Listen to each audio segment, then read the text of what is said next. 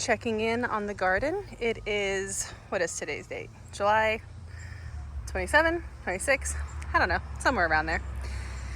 So we are in the heat, the literal heat of summer. We've had an incredibly wet summer. I don't think I remember so much rain day after day after day. So some of my plants have suffered and some have loved it. This is a Malabar spinach, and actually I'm impressed. It found its way to that trellis on its own and it's winding around. But basically, this is my first time growing it, but they are a type of spinach. They taste like spinach, but they enjoy the heat. So this should grow up and around here, and you just pick off the leaves and use it as you would spinach. Excited for that. I love spinach, but you know, this time of year, whew, especially in North Carolina, you are not growing good spinach. Here we have another tomato, cucumber that I've wound back up. It was growing all over the garden. Took a while for me to get it to grow back up that trellis. Here's some amaranth. Learned some lessons with the amaranth this year. It's my first year. Incredibly top heavy. So this one I was able to wind through the trellis a little bit. So a lesson learned there. I'll definitely plant them a little bit differently next year. One of my tomatoes in there, you basically can't see it because it is not loving life. Maybe because it's so close to the amaranth, and just I think that particular variety did not like the very wet, humid air that we've been having.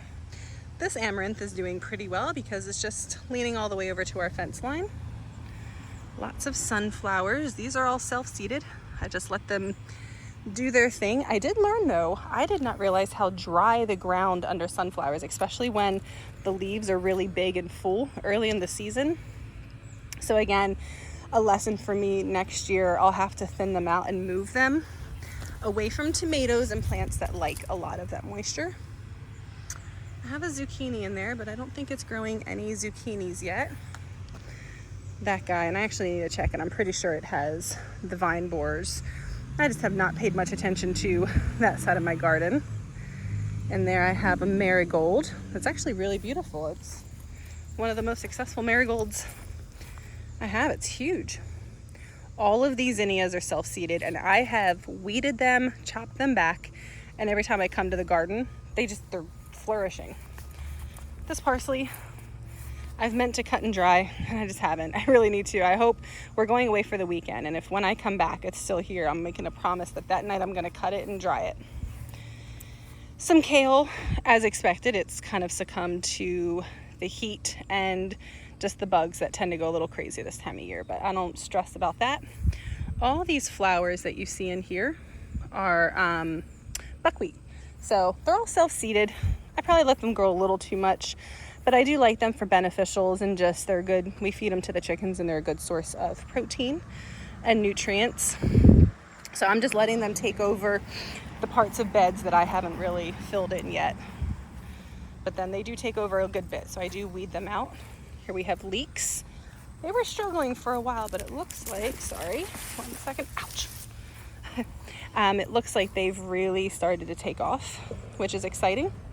I have some, oh my, need to pick these before we go.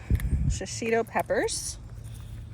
They're not the most prolific plants, but that might just be me. I did plant some in pots and some out here in the garden. The ones in pots are doing better, which I've heard about peppers.